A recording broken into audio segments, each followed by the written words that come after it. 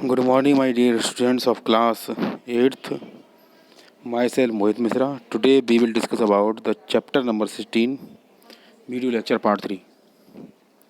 Okay, आज हम लोग पढ़ेंगे बेटा role of citizens in amending loss.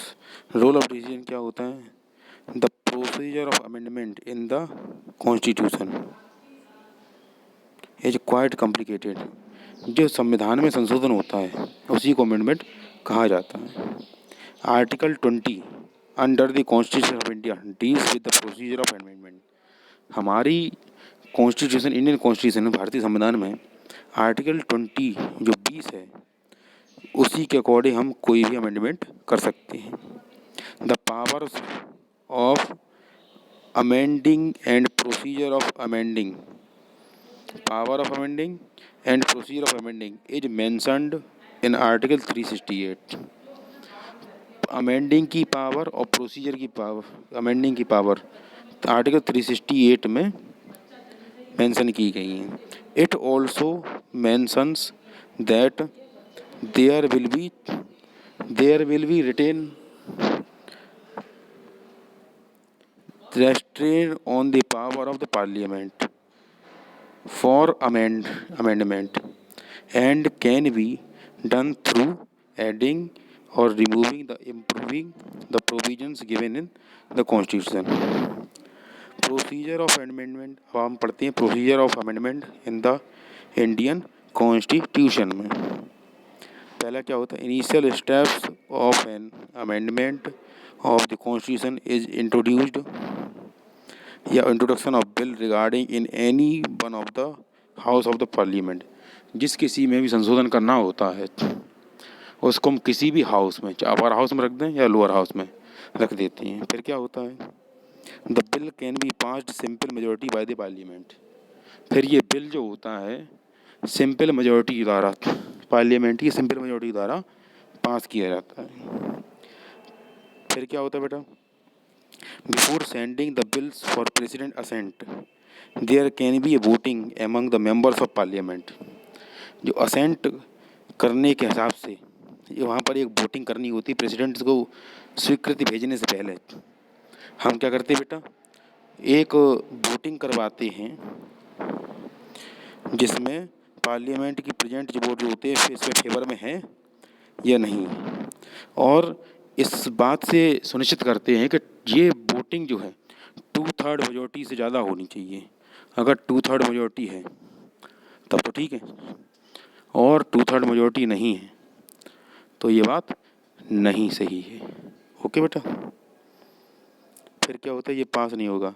This matter. फिर क्या होता है? The number of voters should be more than half of the total of the members of the house. This method is known as special majority of the parliament. इस method को special majority of parliament के नाम से भी जाना जाता है. Okay. In some cases bills for amendment to the Indian constitution finalized in this method. इस मेथड के द्वारा जो बिल्स होती हैं उसको फाइनलाइज्ड कर दिया जाता है. Okay. To the Indian constitution and may also require the ratification of the legislature of at least half of the Indian states. अब आती बात, और फिर half of the Indian states में भी जा कर के हर विधानसभा में पास होना चाहिए. ठीक है, 2/3 मेजोरिटी से. तब तो वो बिल अमेंडमेंट होगा, और अन्यथा नहीं हो पाता है. ऐसा नहीं हो पाता तो वो अमेंडमेंट नहीं हो पाएगा बेटा. ओके बच्चों. तो फिर पढ़ते हैं हम चाइल्ड लेबर या prohibition and regulation act of 1986. Child labour prohibition and regulation act जो होता है 1986, ये क्या है देख लेते हैं. कि until now the act prohibits the employment of children below age 14 years is hazardous occupation of identifying in a list by the law.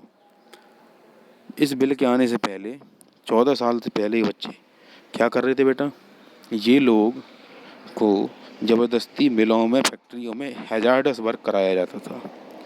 Okay बच्चों. ठीक है। फिर क्या हुआ, इस एक्ट की लिमिटेशन क्या है, many national and international social group identify the following limitations.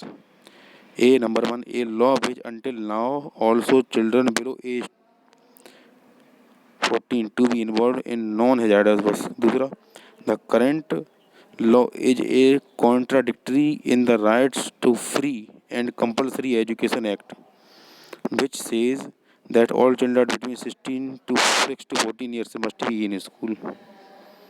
ठीक है। फिर क्या हुआ था, मैनी एनजीओ लाइक बचपन बचाओ आंदोलन, global March against child labour, care India ETC have been working to eradicate child labor in India.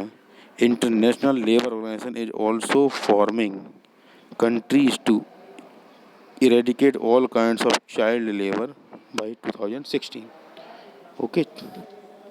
फिर क्या होता है बेटा, फिर the following conversations were recorded of non-governmental organization that came up with the proposal amending the existing law. Member 1, Labor Act should be amended to ban all work of those under 14. Member 2, in addition, all child labor, the age of 14 and 18 will be termed in the amendment in adolescent and can only be employed in non-hazardous industries. Member 3, the amendment should also impose a maximum 3 year jail होनी चाहिए, termed, and 50,000 rupees for fine for employee या anyone a child under the age of 14 in any kind of work engaging under 18 is a hazardous.